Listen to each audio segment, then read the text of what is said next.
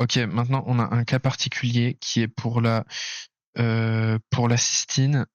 Enfin, non, on va faire plutôt pour l'histine. Je sais plus si c'est histine exactement, ça s'appelle histidine. Voilà, histidine. Donc histidine, c'est le cas particulier qu'on avait vu avant où son pKa est à une unité du pH physiologique et on sait que dans ce cas-là, il y a 10% de sa version qui sera protonée, pas 10, ouais, 10%, donc 1 dixième, donc 0,1, et 9 dixièmes qui sera non protonée, donc neutre. Donc on s'en fout, ça ne regarde pas, il n'y a pas de charge. Donc ce qu'on fait, s'il y a 1 dixième qui est protoné, ça veut dire 1 dixième, c'est 0,1. 1 sur 10, 0,1. Donc, histidine, il était où? Il était ici. Voilà. Donc ça, c'est bien notre cas. Tu vois là, on a le pK qui est plus faible que le pH, mais à une unité près. Donc histidine. Voilà, ici, on a le pK quasi au pH. Donc on a une charge plus 1, mais c'est que 1 dixième de ces molécules qui auront une charge plus 1. Et on a 3 de ces molécules, donc on fait 3 fois 1 dixième, donc 3 fois 0,1 qui nous donne 0,3.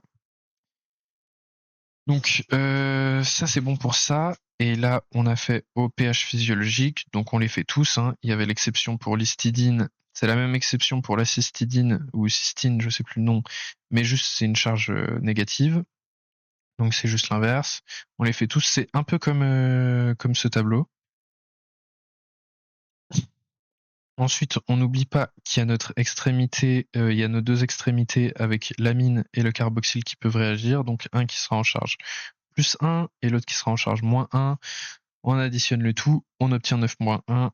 En soi, c'est pareil que ce tableau ici, c'est juste que on l'a fait sous cette forme ici. Voilà. Et là, on a calculé pour le pH à 7,4. Et maintenant, on fait pareil pour le pH à 8,4. Donc 8,4, on va commencer par un normal ASP. Donc ASP, on voit que le pH, il est supérieur au pKa parce que le pH est à 8,4, le pKa est à 4, pH supérieur à pKa, charge de moins 1.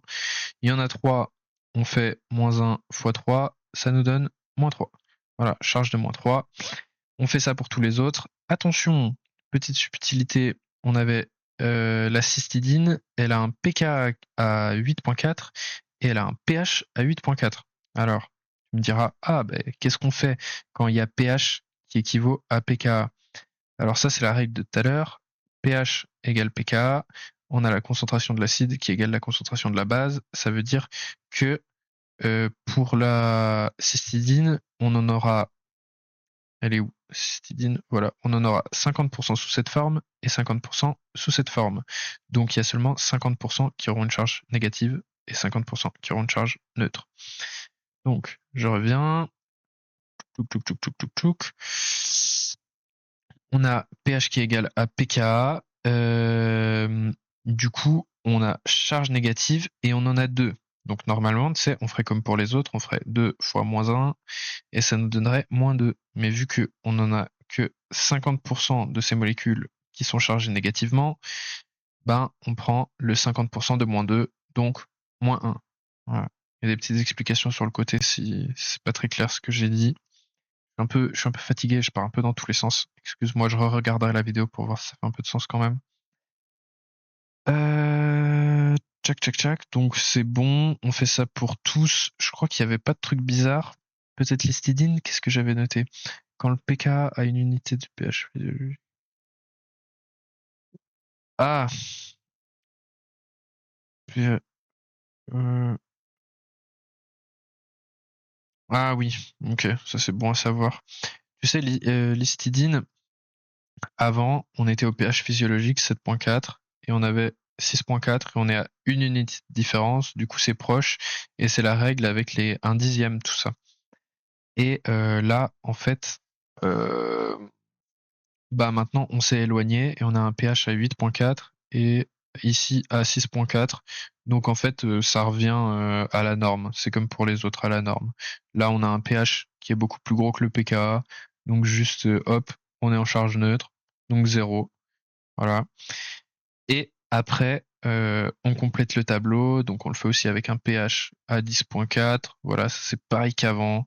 Ensuite, on va faire pH 6.4, c'est pareil qu'avant. pH 4, c'est pareil qu'avant. Voilà, on fait tout ça.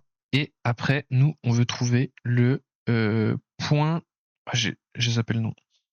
Le point isoélectrique. Donc, on a la définition avant qui nous dit à pH précis, le point isoélectrique, les charges positives et les charges négatives s'annulent.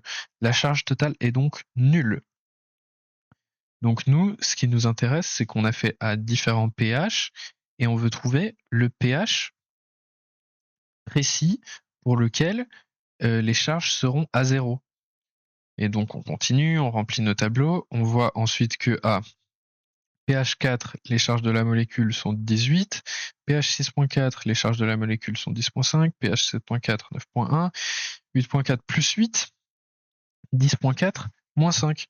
Donc on sait que là où notre charge sera à 0, ça se trouve quelque part entre le pH 8.4 et entre le pH 10.4. Donc on peut dire point isométrique entre le pH 8.4 et entre le pH 10. Voilà. J'espère que ça t'a un peu plus éclairé. Si tu as des questions, n'hésite pas. La vidéo est un peu longue. Je vais essayer de faire un peu de montage, rajouter des explications. Je suis assez fatigué, donc peut-être que c'est pas très clair. Vraiment, n'hésite pas à reposer des questions. Si c'est pas clair du tout, je peux aussi faire par texte. Peut-être ça sera plus clair. Je suis plus posé, ou par audio, ou ce que tu veux. Et voilà. Ou sinon, une fois où on est à l'uni, tu me dis quand tu passes à l'uni et je t'explique en vrai. Peut-être c'est plus simple aussi.